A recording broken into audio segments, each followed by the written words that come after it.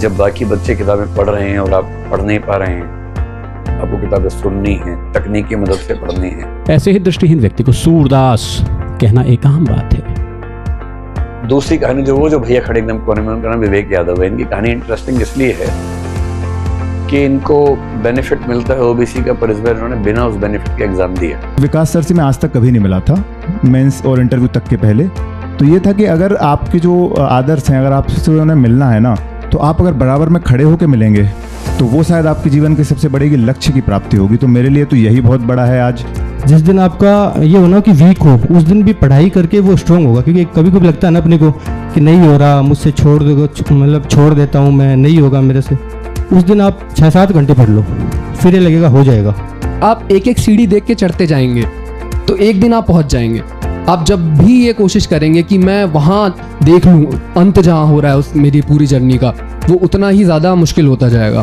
कर्म अगर सच्चाई है तो कर्म कहाँ निष्फल होगा, हर एक संकट का हल होगा, वो आज नहीं तो कल होगा। आइए आइए, हो गया? अरे भाई हो गया, प्लीज आइए। अभी आपको 4 लोगों से मिलवाएंगे और मैं भी, जो ब्रेक था हमारा इन्हीं सब बातों में हुआ। इन सब की अपनी अपनी कहानियां हैं, संक्षेप में वो कहानियां भी सुनेंगे और मैं वो वाला सवाल पूछूंगा आपकी तरफ से कि आपको कुछ ऐसे टिप्स दे के जाएं कि उन टिप्स से आपका आईएएस बनने का रास्ता आसान हो जाए। भाई सीधी सी बात है, जो इतने अभ्यास से उन्होंने सीखा, अगर वो आपको बता देंगे तो आपके लिए कितना आसान हो जाएगा, है ना। ये हमारे चौथे साथी हैं, आइए यहाँ से, आइए। तो माइक कहाँ पर है? एक माइक दो। अच्छा, पहले आप बुके लाएंगे, तो इस बुके को देने के, प्रशांत जी आप सबको दीजिए बुके। कहाँ गए प्रशांत जी? हाँ आप दीजिए। एक ही बात है ना? अरे एक ही बात है। अच्छा ठीक है, चलिए आप लोग फोटो खींच रहे हैं ना? आइए, आप लीजिए पहले, लीजिए। Thank you sir.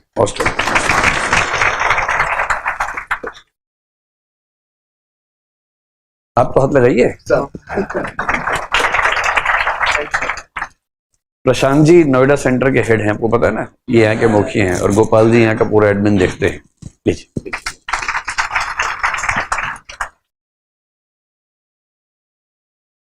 इनमें से जो सबसे 2 रोचक कहानियां मुझे पता लगी, ये सत्येंद्र हैं। इनकी कहानी ये है कि आप समझ सकते हैं कि किसी व्यक्ति के लिए बहुत स्ट्रगल होती है, बहुत चैलेंज होता है जब आप अन्य व्यक्तियों से अलग क्षमताओं के साथ काम करते हैं, है ना।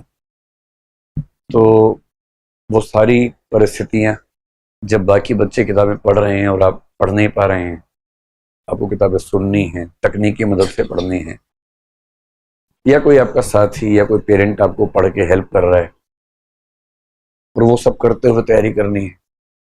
तो सत्येंद्र जी दिल्ली विश्वविद्यालय में असिस्टेंट प्रोफेसर रहे हैं पॉलिटिकल साइंस के।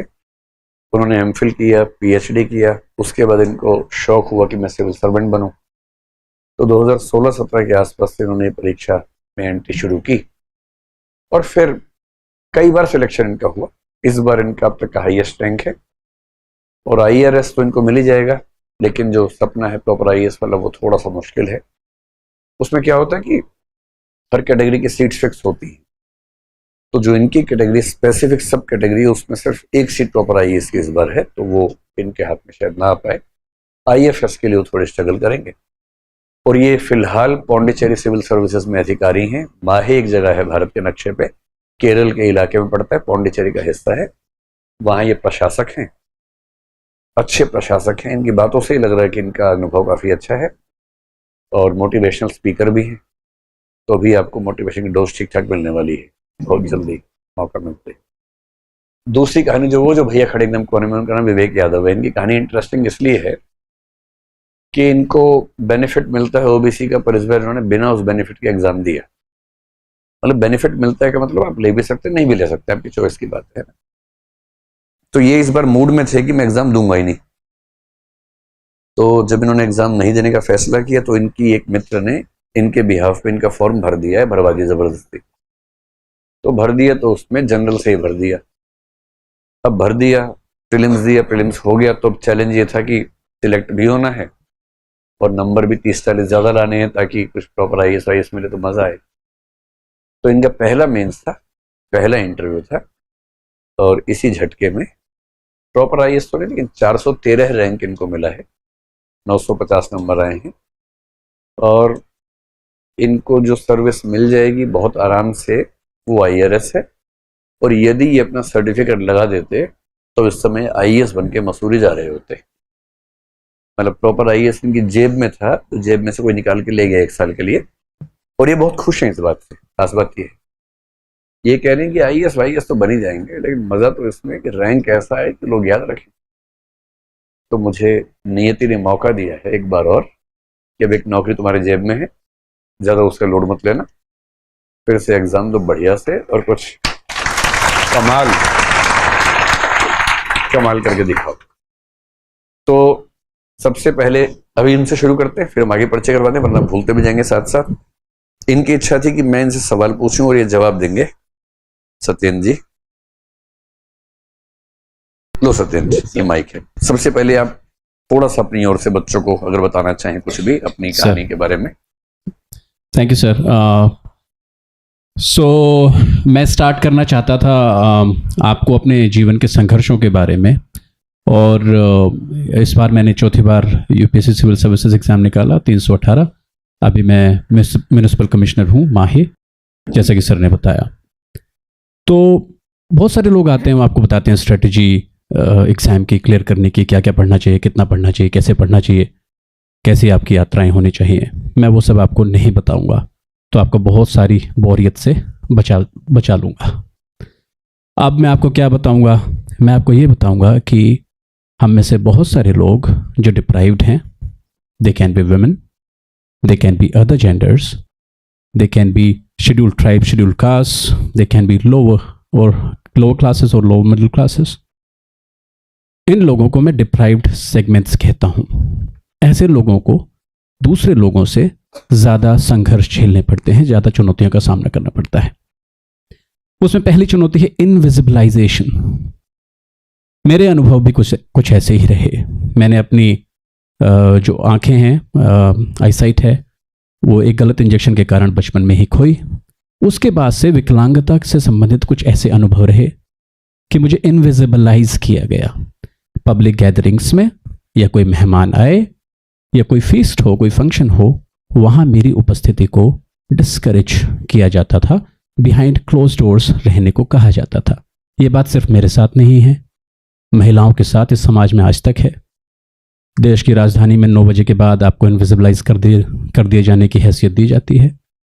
तो इस समाज का ये चेहरा भी आप देख लें कि सिर्फ आप तैयारी करने का प्रेशर ही नहीं झेल रहे, इस इनविजिबलाइजेशन को अपने ऊपर से उखाड़ फेंकने का जो आपके ऊपर दायित्व है वो भी आप लेके चल रहे हैं। दूसरी समस्या, लोगों को शिक्षित करने के लिए जनेऊ संस्कार होते हैं, तमाम तरीके के संस्कार होते हैं। मेरे साथ कुछ उल्टा हुआ।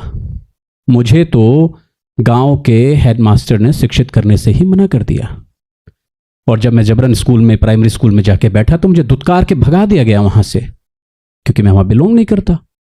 उनकी संकल्पना परिकल्पना से बाहर की बात थी कि एक दृष्टिहीन व्यक्ति पढ़ लिख भी सकता है, इसलिए उन्होंने यही माना कि इनकी शिक्षा दीक्षा तो हो नहीं सकती, तो अब इनके लिए यही उचित है कि ये कृषि करें, ये रामायण पढ़ें या कुछ ऐसा याद करें, कंठस्थ करें।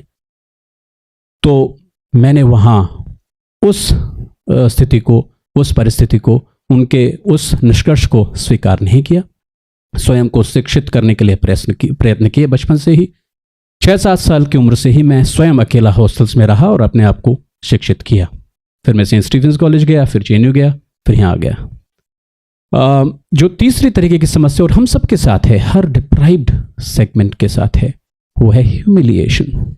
ऐसे ही दृष्टिहीन व्यक्ति को सूरदास कहना एक आम बात है। ये सब झेलना हम सब के लिए कोई नई बात नहीं है, परंतु ये एक डिवाइस है सक्षम समाज के हाथ में, आपको शांत कर देने का, आपको हतोत्साहित कर देने का, और आपको ये बता देने का कि आप जहां हैं वहीं बिलोंग करते हैं, उससे आगे उठने के सपने न देखिए। और इस सब के खिलाफ भी आपको लड़ना है। और आखिरी चीज़ है प्रेजुडिसेस, या एक तरीके का एबलिज्म। बड़े आश्चर्य की बात है, अभी कुछ समय पहले एक कंट्रोवर्सी हुई थी। वो कंट्रोवर्सी किसी फेक डिसेबिलिटी सर्टिफिकेट के बारे में थी। लोगों ने असली इशू को समझा ही नहीं। इस देश के शीर्षस्थ ब्यूरोक्रेट्स ने, नौकरशाहों ने, पीपल विद डिसेबिलिटीज के लिए जो आरक्षण है एलिट सर्विसेज में, उसको स्क्रैप करने की वकालत जारी कर दी। किसी ने तो ये भी कहा कि भाई ये लोग काम नहीं कर पाएंगे, ये 1 घंटे लोगों को सुनवाई नहीं कर पाएंगे, पब्लिक स्पेसेस में जाके ये जो है इंस्पेक्शन नहीं कर पाएंगे, तो क्या फ़ायदा है। मैं म्यूनिसिपल कमिश्नर रहा एंड मुझे आदरणीय उपराज्यपाल साहब से रिकमेंडेशन मिल चुका है, उन्होंने बड़ा अप्रिशिएट किया मेरे काम को। मैं ये समझता हूँ कि जब हम डिस्ट्रिक्ट मजिस्ट्रेट्स हो सकते हैं, कमिश्नर्स हो सकते हैं, इस देश का शासन अभी भी ये मान कर चलता है कि एक दृष्टिबाधित इंसान, a person with visual disability cannot function as a diplomat for this country। ये बड़े आश्चर्य की बात है। हम एक तरफ समावेशी होने की बात करते हैं, इंक्लूजन, एक्सेसिबिलिटी, सस्टेनेबिलिटी, फीजिबिलिटीज की बातें करते हैं, और दूसरी तरफ हम अपनी एलीट सर्विसेज को लोगों के लिए एक्सक्लूडेड रखना चाहते हैं ताकि हम अंतर्राष्ट्रीय स्तर पर एस्थेटिक दिखें। हम अपनी विकलांगता को स्वयं ही गले नहीं लगाना चाहते, ऐसा राष्ट्र हम हैं। तो वे सब लोग जिन तक ये बात पहुँचे, मैं उनकी सेंसिबिलिटीज़ को, उनकी कॉमन सेंस को अपील करता हूँ कि आप मेरा इस बारे में साथ दें कि एक दृष्टिहीन व्यक्ति के लिए IFS, इंडियन फॉरेन सर्विसेज को खोल दिया जाना चाहिए और उन्हें एक डिप्लोमेट के रूप में कार्य करने का पूर्ण अधिकार होना चाहिए। अब इस तरीके के माहौल में, इस तरीके के झंझावातों को जीते हुए मैंने अपनी पढ़ाई प्रारंभ की। पहला संघर्ष यही था कि मुझे शिक्षित कैसे किया जाए। लोगों ने कहा तुम शिक्षित हो ही नहीं सकते। मैं हो गया शिक्षित। फिर लोगों ने कहा कि तुम्हें कोई नौकरी नहीं मिल सकती। जब मैं पहली बार असिस्टेंट प्रोफेसर बना, बहुत सारे लोगों ने विश्वास करने से मना कर दिया, नहीं ये पढ़ा ही नहीं सकते, कैसे पढ़ा सकते हैं। मैंने पढ़ाया, फिर लोगों ने कहा नहीं कुछ और नहीं कर सकते, पढ़ा तो सकते ही हैं। तो मैंने ये 4 बार सिविल सेवा निकाली, तब भी लोगों को विश्वास नहीं हुआ। अब लोग कह रहे हैं कि तुम IFS नहीं बन सकते। तो हर मोड़ पे, जीवन के हर मुकाम पे स्वयं को, खुद को आपको न केवल दूसरों की नजरों में सिद्ध करना पड़ेगा, बल्कि स्वयं भी अंदर से, बहुत अंदर से ऐसी जिजीविषा खींच कर जिंदा रखना पड़ेगा जो बड़ी ही अलभ्य है। इसलिए आवश्यकता इस बात की है कि आप सब लोग ये समझें कि अपने स्वयं के संघर्षों में आप नितांत अकेले हैं। हर किसी को यह भ्रम है कि साथ है दुनिया का मेला, पर हकीकत में सभी को चलना है बिल्कुल अकेला। जिंदगी ने मुस्कुरा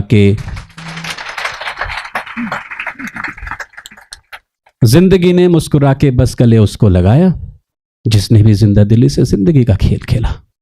इस जिंदगी के खेल में इंडोमिटेबल विल, इच्छा शक्ति का स्वयं जनरेशन कीजिए, स्वयं को पानी दीजिए, स्वयं उसे सिंचित कीजिए, कोई और देगा नहीं। और इसमें दूसरा काम जो आप करें वह यह करें कि समझ लें कि आपकी जो बैटल है वो अकेले नहीं, बल्कि इंटरसेक्शनैलिटीज के थ्रू लड़ी जाएगी। मेरी जो समस्याएं हैं वे समस्याएं ट्राइबल्स की भी हैं, वे समस्याएं लोअर क्लासेस की भी हैं, दूसरे मार्जिनलाइज सेक्शंस की भी हैं, वुमेन की भी हैं। जब इन समस्याओं को इंटरसेक्शनैलिटी और सॉलिडेरिटी के थ्रू एक साथ समाज समझेगा, उसके सामने रखा जाएगा, उसके लिए लड़ाई लड़ी जाएगी, तभी शायद इंक्लूसिव स्पेसेस हम सब लोगों को उपलब्ध हो पाएंगे। तो इसीलिए आप ये बात समझ लें कि अपने हृदय का सत्य अपने आप हमको खोजना, अपने नयन का नीर अपने आप हमको पोंछना। अंबर सुख देगा नहीं, धरती पसीजी है कहीं, जिससे हृदय को बल मिले है ध्येय अपना तो वही। सच हम नहीं, सच तुम नहीं, सच है महज संघर्ष ही। सच हम नहीं, सच तुम नहीं, सच है महज संघर्ष ही। करते रहिए संघर्ष जीवन पर्यंत। धन्यवाद।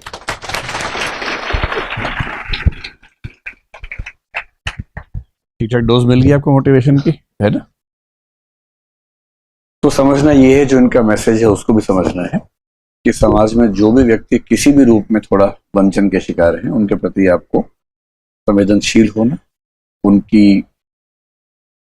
उनको उनका हक मिले, उनके हक के प्रति जिम्मेदार होना, और अपनी भाषा में विशेष रूप से बहुत सावधान रहना कि आपका कोई मजाक किसी वंचित व्यक्ति को और बुरी स्थिति में न धकेल दे। मैं अक्सर क्लासेस में इस बात का जिक्र करता हूं कि एक व्यक्ति मान लीजिए किसी वजह से जन्म से या किसी बाद में दुर्घटना से नहीं देख पा रहा है। अब एक तो वो लगातार ये झेल रहा है कि मैं देख नहीं पा रहा हूं, ऊपर से समाज के लोग उसको कभी सूरदास कह देंगे, कभी और गंदा शब्द का इस्तेमाल कर देंगे। और एक बार आपने किसी को ऐसे शब्द से बोला, उसके बाद कितने दिन लगते हैं वापस अपना आत्मविश्वास लाने में, ये बहुत बहुत मुश्किल होता है।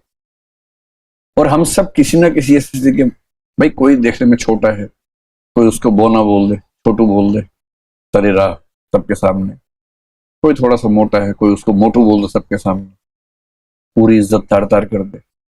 और हो सकता है कि उसका मोटापा भोजन की वजह से ना हुआ हो, कोई हार्मोनल इम्बैलेंस की वजह से हुआ हो, क्या पता। तो कोई भी व्यक्ति जो थोड़ा सा अलग है किसी भी वजह से, एक भी ऐसे शब्द का इस्तेमाल भूल के भी नहीं करना है जो उसका मजाक बना दे। ये भाषा की संवेदनशीलता यूपीएससी की तैयारी में कम से कम जितना इंसान बन जाना चाहिए हमें, उसमें बहुत बेसिक सी बात है।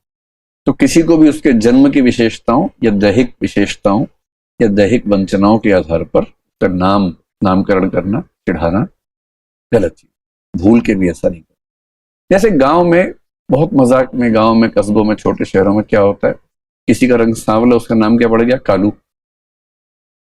ये कितना खतरनाक रेसिस्ट कमेंट है जो आप बचपन से उसके साथ कर रहे हैं, और धीरे धीरे वो अपने रंग खराब होने की वजह से इतना ज्यादा हीन भावना का शिकार हो गया, सिर्फ इसलिए कि सब उसको मजाक में ऐसा कहते थे, कोई मीन भी नहीं कर रहा है। तो हमारे विशेषण, हमारी संज्ञाएं दूसरों के साथ क्या है, वो बहुत मैटर करती हैं। इनकी बात से जो चीज सीखने की है, बाकी तो ठीक है, सफल होंगे, आप भी होंगे, ये भी हुए, पर सफल होने के साथ साथ एक सभ्य समाज के निर्माण में अपनी भागीदारी भी तो निभानी है, वो भी तो महत्वपूर्ण बात है ना। शुक्रिया, आपने इतनी अच्छी बात सब बच्चों को बताई। विवेक बाबू, अब आप संभालिए माइक। विवेक जी ने जो मैंने बताया ना कमाल किया, सर्टिफिकेट का इस्तेमाल नहीं किया और उसके बाद भी आज यहाँ खड़े हैं और कह रहे हैं कि अच्छा हुआ, अगली बार अब कुछ ठीक ठाक करके आऊंगा, ऐसे मजा भी नहीं आ रहा है। तो इस बार 413 रैंक है, तो अगली बार सर डबल डिजिट आएगी। डबल डिजिट का मतलब हो गया 10 से 99 के बीच में। हम तो सिंगल के चक्कर में भाई। सर वो कहना उचित नहीं है सर, पर हाँ बिल्कुल, अगर मेहनत रही और आशीर्वाद रहा तो बिल्कुल आ सकती है। और पहले तो उन व्यक्ति को नमन जिनसे वास्तविकता में ईमानदारी, कर्मठता और एक संघर्ष का मूल्य सीखा, आदरणीय विकास सर। और सर को अगर याद हो, उन्होंने इंटरव्यू के टाइम मेरी हॉबी पूछी थी, तो मेरी हॉबी में डायरी राइटिंग मेरी हॉबी थी। तो उस डायरी की ना जो एक विश लिस्ट होती है ना आपकी, उस पन्ने में लिखा होता है कि आपको जीवन में क्या क्या करना है। उसमें एक बहुत अच्छी चीज़ ये लिखी थी कि विकास सर से मैं आज तक कभी नहीं मिला था, मेंस और इंटरव्यू तक के पहले। तो ये था कि अगर आपके जो आदर्श हैं, अगर आपसे उन्हें मिलना है ना, तो आप अगर बराबर में खड़े होकर मिलेंगे तो वो शायद आपके जीवन के सबसे बड़े लक्ष्य की प्राप्ति होगी। तो मेरे लिए तो यही बहुत बड़ा है आज कि आज सर के साथ में मैं यहाँ खड़ा हो गया। और दूसरी चीज मैं आपको बताता हूँ, सिविल सेवा की जर्नी एक बहुत लंबी जर्नी रही। जून 2020 से मैंने तैयारी शुरू करी थी अपनी। वास्तविकता बताऊं तो तैयारी शुरू करने के पहले कभी नहीं सोचा था कि इस मुकाम तक आऊंगा, पर उस फेज में आते आते एक एक सीढ़ी चढ़ते चढ़ते अलग अलग एग्जाम पास करते और उन्हें फेल करते इतना तो यकीन हो गया था कि नहीं, मैं तो कुछ बड़े एग्जाम के लिए बना हूं, और वास्तविकता में मैं वहां पहुंच कर भी बताऊंगा। तो ये आज मेरा ये था कि बहुत संघर्ष के टाइम पर ये डर भी लगा कि यार होगा नहीं होगा, होगा या नहीं होगा। पर अगर आप प्रूफ करते हो ना अपने आप को, आपके पेरेंट्स के सामने, टीचर्स के सामने, आपके फ्रेंड सर्कल के सामने, आपका और विश्वास बढ़ता है। और वही विश्वास था जो आज मैं यहाँ आया हूँ। एक चीज सर की एक वीडियो बहुत चलती है कि यार अगर अच्छे से यूपीएससी की तैयारी करो ना तो कोई ना कोई जॉब आप जरूर ले लोगे। आज आप लोग वहाँ बैठे हैं। मैंने बहुत से एग्जाम दिए। अगर मैं आपको बताऊं, मैंने 5 एमपीपीएससी के प्रीलिम्स दिए, मैंने 3 यूपीपीसीएस के दिए, असिस्टेंट कमांडेंट सीएपीएफ के दिए, अभी जो बीपीएससी का मेंस हुआ मेरा उसमें भी हुआ था, वहाँ भी जाना था, आगे भी बहुत से इंटरव्यू पेंडिंग है। मैंने कोई एग्जाम नहीं छोड़ा। मैंने 20 एग्जाम में लगातार फेल हुआ, हो रहा था फेल। अंत में दिल्ली कांस्टेबल बचता था, मैंने वो भी दिया, वहाँ भी मेरा नहीं हुआ अंतिम चयन। और मैं वास्तविकता बता रहा हूँ, कोई ऐसी चीज़ नहीं है जो छुपाने वाली बात है। अपने जो मध्यम वर्गीय परिवार में एक होती है जो पटवारी की, जो सामान्यतः बहुत अच्छी मानी जाती है, मैंने पटवारी दिया, वहाँ भी मेरा वेटिंग आया। तो अब जो व्यक्ति कहीं भी अंतिम चयन नहीं ले पा रहा है उसको तो भाई वो तो डिमोटिवेट होगा ही। पर मेरे अंदर एक चीज़ थी कि दृढ़ संकल्प था कि नहीं विवेक, तू कर लेगा और तू करेगा डेफिनेटली, कैसे भी ऑब्स्टेकल्स आए और तू करेगा। एक चीज़ जो मैं बताना चाहता हूँ, प्रीलिम्स मेरा हो गया, गॉड गिफ्टेड और मेरी मेहनत दोनों को मिला लो तो वो हो गया मेरा। तो जिस दिन प्रीलिम्स हुआ उस दिन मुझे पता था कि भाई मेरे पास सर्टिफिकेट नहीं है मेरा, मुझे 40 नंबर ज़्यादा लाने हैं। और 40 नंबर सिविल सेवा में आप लोग आगे जानेंगे, सर खुद बताएंगे कि एक नंबर पर 10 से 12 लोग होते हैं, तो इतनी नंबर को कवर करना था। दूसरा हिंदी माध्यम है अपना, तो जानते हैं कि थोड़ी सी समस्या चल रही है, वो एक दौर चल रहा है संक्रमण का, जहाँ पर जैसे कुछ लोग अच्छा कर रहे हैं, अंकिता मैम ने अच्छा किया, रवि जी ने अच्छा किया, बहुत से लोग अच्छा कर भी रहे हैं, पर वो एक फोमो रहता है कि एक हिंदी माध्यम है। ऊपर से हिंदी लिटरेचर भी ऑप्शनल नहीं था, एक टाइम पे बहुत अच्छे मार्क्स आ रहे थे लगातार, हिस्ट्री मेरा ऑप्शनल था, तो उसका भी एक डर था कि यार ऐसा लग रहा था कि कैसे होगा। पर मैं उस टाइम की बहुत अच्छी घटना सर आपको बताता हूँ। बिहार में पहली एक महिला जो सब इंस्पेक्टर बनी थी, वो एक LGBT समुदाय से थी। उन्होंने एक टैगलाइन कही थी, वो आप लोग हमेशा ध्यान रखना, शिकायत मत करो, ज़्यादा जोर लगाओ। तो मेरे पास यही ऑप्शन था कि मैं या तो शिकायत कर लूँ कि ये है वो है, और या फिर मैं ज़्यादा जोर लगा लूँ। मैंने अपनी पूरी जान झोंकी मेंस में, 12-12 घंटे पढ़ाई करी मेंस के टाइम। और बचपन से मतलब वो होता ना कि एक अच्छा मतलब पूरी मेहनत करी नहीं थी कभी, वास्तविकता बताऊं तो वो जो मेहनत कभी नहीं करी थी वो मेंस में जरूर करी मैंने। बहुत लिखा, बहुत उत्तर लिखे। और एक टाइम पे अपनी वो नेहरू विहार की लाइब्रेरी बहुत फेमस थी, कभी मैं सपने देखता था वहाँ जाने के, मैं वहाँ पहुँचा भी। और कुछ सर्कमस्टेंसेस ऐसे हुए वो बंद हुई, उसके बाद फिर अलग अलग रूम पे रहकर भी पढ़ाई करी। पर ये था कि हार नहीं माना भाई, मेंस में बहुत बेस्ट करेंगे, अपने ऑप्शनल में बहुत बेस्ट करेंगे, और जीवन आपको वहां जरूर पहुंचा देगा जहां आप बने हैं। तो वो मैं उदाहरण हूं। और एक चीज और है कि जीवन आपको कभी संघर्ष खत्म नहीं करता। आज मैं देख रहा हूं मुझे जो सर्विस चाहिए थी वो नहीं मिली, पर जिन्हें मिली है वो कैडर के लिए परेशान है कि अरे यार वो रोज वो गणित लगाती है कि मुझे कैडर कौन सा मिलने वाला है। आपके जीवन में कभी चीजें खत्म तो वैसे भी नहीं हो सकती, पर इतना है कि आपके माता पिता के लिए, आपके घर परिवार के लिए, आपके समाज के लिए, क्षेत्र के लिए अगर आप कुछ करते हैं। आज मैं छोटे से शहर चंदेरी से हूं, तो आज वहां पूरी जगह माहौल अब बदल चुका है।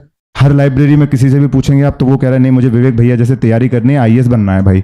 तो ये चीज इसलिए आएगी कि आप अगर बेहतर करेंगे।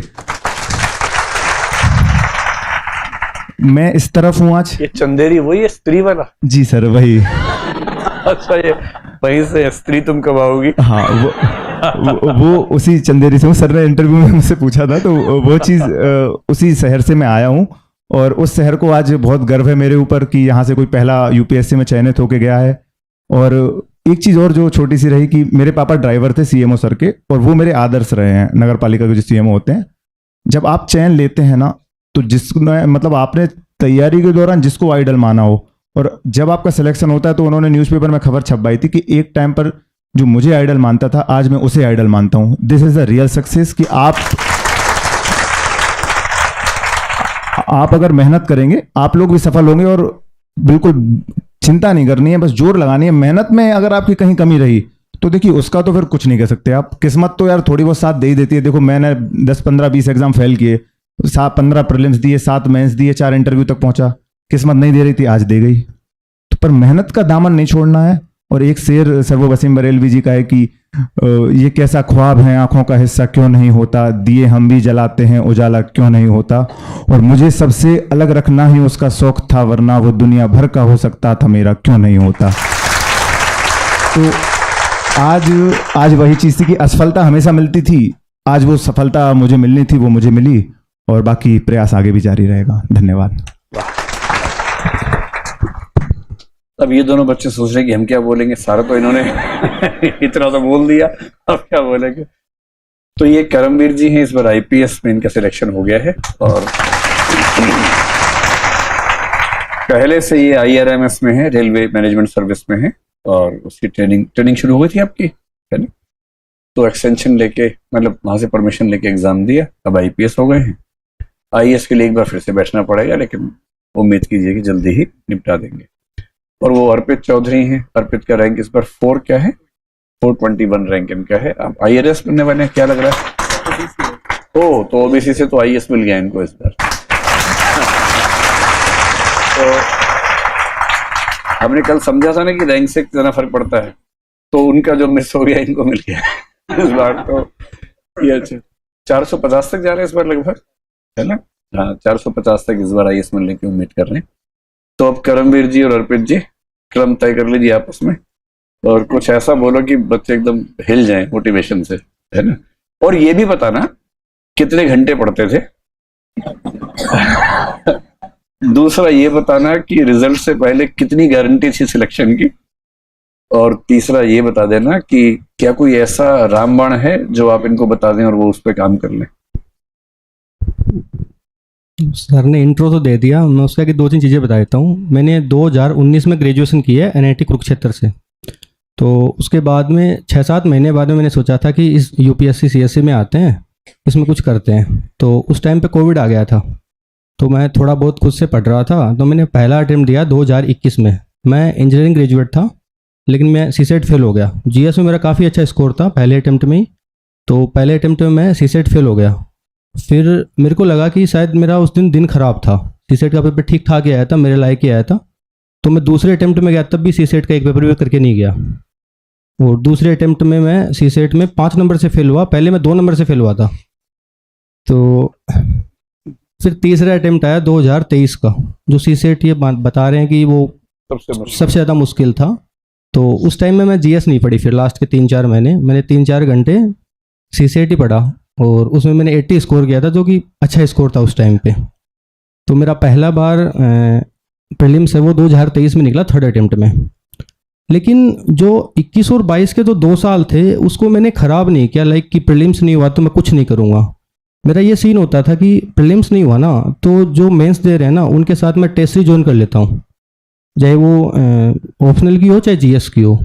तो मैंने दोनों साल 2-2 टेस्ट ही ज्वाइन की, ऑप्शनल की भी और GS की भी, और कंटिन्यू टेस्ट लिखे मैंने, कंटिन्यू टेस्ट।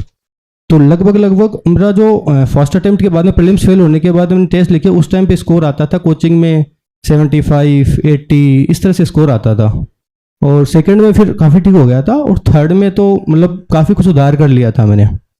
तो मेरा कहने का मतलब यही है कि जो ये जर्नी है ये काफ़ी लंबी हो सकती है। तो इसमें ये मत करना कि अगर आप प्रीलिम्स में फेल हो जाते हो फिर आराम कर रहे हो या कुछ 3-4 महीने एंजॉय कर रहे हो, मतलब कंटिन्यू आप उसी फील्ड में रहना पड़ेगा। तो सर ने बोला कि पढ़ने के घंटे की बात, तो मेरे अकॉर्डिंग तो 6-7 घंटे इनफ है, और इससे ज़्यादा मैं पढ़ भी नहीं सकता। दीपांशु सर ये सब जानते हैं मेरे को कि मैं 5-6 घंटे पढ़ता हूँ। उसके बाद में जो मेरी हॉबी है, क्रिकेट खेलना है, वॉली खेलना है, तो मैं वो कंटिन्यू वो करता रहता हूँ। ऐसा कोई वो नहीं है कि 15 घंटे बैठ गया, 20 घंटे बैठ गया, नहीं, मेरे तो बस की भी नहीं है इतनी बात पढ़ना। तो 6-7 घंटे पढ़ा हूँ भाई मैं तो। और उसके अलावा मैं बात करता हूँ कि लाइक सक्सेस या UPSC CSE में सक्सेस कैसे हो, तो उसमें ये है कि आपको एक डिसिप्लिन बनाना होगा। एनी टाइम आपको ये होना चाहिए कॉन्फिडेंस कि मैं कर लूँगा। जैसे मैं फर्स्ट अटेम्प्ट CSET फेल हुआ, तो मुझे लगता था कि एक बार तो होगा जिस दिन मैं प्रीलिम्स क्लियर करूँगा। और मेरी 4 साल की जर्नी में सबसे ज़्यादा खुशी मेरे को तभी हुई जब मेरा प्रीलिम्स पहली बार क्लियर हुआ। मेरे को लगा अब मैं फोड़ूंगा, मैं फुटा नहीं, IRMS मिला मेरे को, लेकिन मेरे को ये लग रहा था कि इस बार फोड़ दूंगा मैं, जो भी हो देखी जाएगी। और मेंस में स्कोर अच्छा है मेरा लास्ट ईयर। इस बार हिंदी साहित्य की वजह थोड़ा डाउन हो गया, लास्ट ईयर अच्छा है, तो वो इंटरव्यू ने थोड़ा खराब कर दी। इस बार इंटरव्यू ने बढ़ा दिए, वो UPSC अनसर्टेन है, उसको कुछ नहीं पता। तो मैं वही कहना चाहूँगा यार कि कंटिन्यू एफर्ट डालो, और UPSC को एज ए बैकअप की तरह मत लो कि मैं ये कर लूँगा फिर कर लूँगा UPSC, मैं BPSC निकाल लेता हूँ फिर UPSC कर रहा हूँ मैं। तो अगर आपको 4-5 साल देने हैं UPSC को, तो कंटिन्यू UPSC पे ही रहो।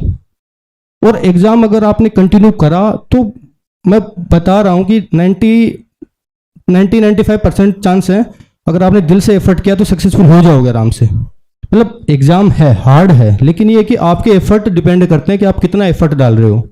जैसे मैं कंटिन्यू 2 बार सिलेक्शन होता है, थोड़ा ये होता है कि लाइक लक हो गया, वो हो गया। लेकिन इस बार का जो पेपर था, मैं हिंदी साहित्य का पेपर फर्स्ट पेपर देने के बाद में घर वालों के सामने मैं रोने लग गया कि मैंने दिया ही क्यों से, अच्छा मैं लवास ना जाता, अच्छा भले एंजॉय करता वहाँ पे, क्योंकि मेरे को बर्बाद कर दिया था। ये लग रहा था कि मेरे अगर 70 नंबर आ जाए तो वो ज़्यादा होंगे अंदर, और उस चक्कर में मैंने हिंदी का पेपर खराब कर लिया मेरा। मैंने 45 नंबर का छोड़ दिया कि अब नहीं हो रहा मेरा से कुछ, तो मैंने ऐसे ही करके छोड़ दिया। उसमें 121 आ गए। अगर वहाँ पर मैनेज कर लेता खुद को, मैं 45 नंबर की क्वेश्चन में कुछ भी लिख देता, तो 135 चले जाते और वो IPS IAS बन जाता। तो मैनेज मतलब चीज़ें मैनेज करनी ज़रूरी है हर इसमें पूरे फील्ड में। उसके अलावा मूलवान तो यही है यार कि डिसिप्लिन में रहो कंटिन्यू, और कंटिन्यू पढ़ाई करो, एक भी दिन मिस मत करो। जिस दिन आपका ये होना कि वीक हो उस दिन भी पढ़ाई करके वो स्ट्रांग होगा, क्योंकि कभी कभी लगता है ना अपने को कि नहीं हो रहा मुझसे, छोड़ दो मतलब छोड़ देता हूँ मैं, नहीं होगा मेरे से। उस दिन आप 6-7 घंटे पढ़ लो, फिर ये लगेगा हो जाएगा। तो यही है कि अब 6-7 घंटे जितने पढ़ लो उतने पढ़ लो, और हर रात को सेल्फ डाउट आएगा कि मेरा नहीं होगा इस बार। तो मैं तो ऐसा हूँ कि मैंने 4 प्रीलिम्स दिए और चारों प्रीलिम्स में रात में मैं सो के नहीं गया। सुबह नहा के चला जाता हूँ बस चुपचाप उठ के, 1 घंटा नहीं सोता मैं। हाँ प्रीलिम्स मतलब सीसेट देने के बाद में थोड़ी तबीयत डाउन जाती है उस टाइम पे, तो कंटिन्यू सोया हुआ नहीं रहता हूँ मैं। तो टेंशन तो रहती है, उसके बीच में खुद को मैनेज करना है इन चीज़ों को। तो वही है, और ऑल द बेस्ट। अगर प्रीलिम्स अप्लाई दे रहे हो तो मैं तो इस बार नहीं दे रहा, अगले साल तो शायद मैं दूंगा, ये बच्चे कंपटीशन भी अगले बढ़ाऊंगा। साल वाला ही है, ये भी अगले साल ही देंगे। ओके, फिर तो साथ में प्रीलिम्स देते हैं, साथ में मेंस लिखते हैं। Thank you sir. Arpit Babu IAS बन गए हैं और अब आपको बताएंगे इन्होंने क्या क्या खास किया था। सर इतना सब कुछ बोल दिया सबने, मुझे लग रहा है बचा ही नहीं है कुछ।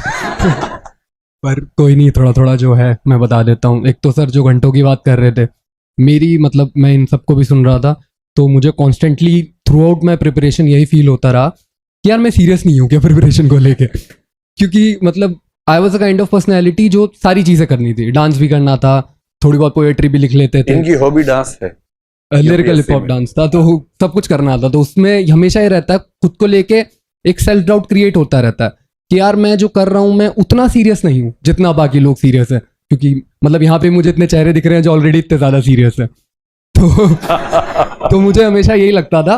पर जैसे जैसे मतलब टाइम बीतता है ना, तो मैं कई लोग एक्चुअली जो होंगे, मैं ये बात कर भी इसे ले रहा हूँ कि उन्हें आसपास के लोगों को देख के लगता होगा कि मेरे से कैसे होगा, कि मतलब मैं तो शायद इस चीज़ के लिए नहीं बना हूँ।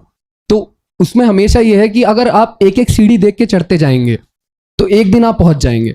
आप जब भी ये कोशिश करेंगे कि मैं वहां देख लूं अंत जहां हो रहा है उस मेरी पूरी जर्नी का, वो उतना ही ज़्यादा मुश्किल होता जाएगा।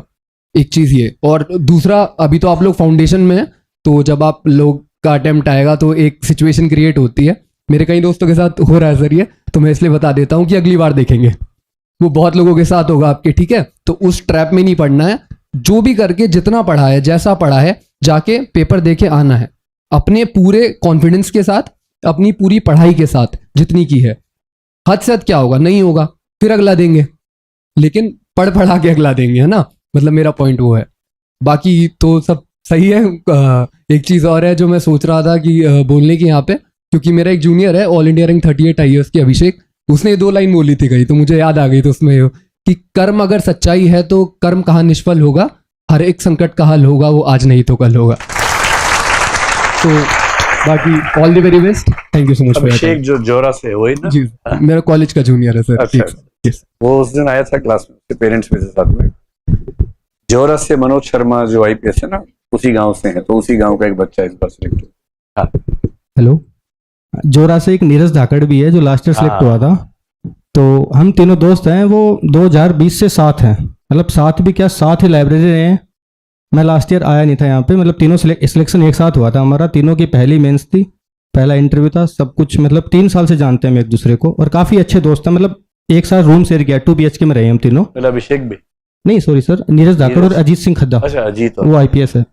तो वो दोनों इस साल दे रहे हैं। तो अच्छा फ्रेंड सर्किल बनाना अपना, एक वो साल के बाद important है। आपका भी यही होगा कि मेरे 3 दोस्त हैं, एक IAS है, एक IPS है, एक IFS है, एक ये आपके साथ भी होगा कुछ समय के बाद, ऐसे ही होता है। अभी तो 2 IPS और एक IRS IT, इस साल वो दोनों IAS बन जाए तो अच्छी बात है सर। तो अच्छा लगा आप लोगों को?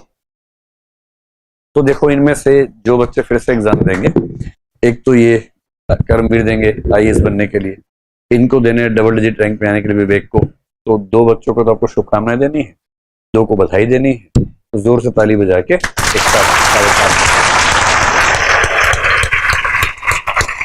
शुक्रिया आप सबका, 3 बच्चों को मोटिवेट किया, आपने समझाया, और ये लोग भी अब 2 साल बाद, इनको मैंने कहा है कि 2 साल की बात है फिर आप यहाँ आ जाओगे।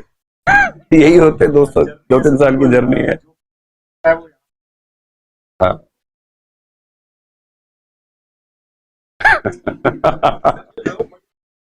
चलिए, शुभकामनाएं, धन्यवाद, धन्यवाद। आइए ध्यान से, फिर मिलना होगा। शुक्रिया।